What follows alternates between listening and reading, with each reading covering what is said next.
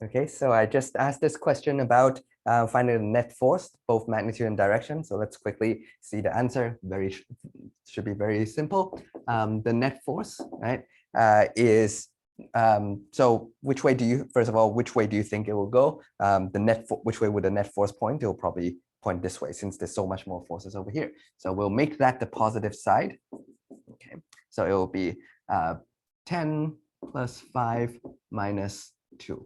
Okay, so you have 13. And remember to put in your units, and that's newtons.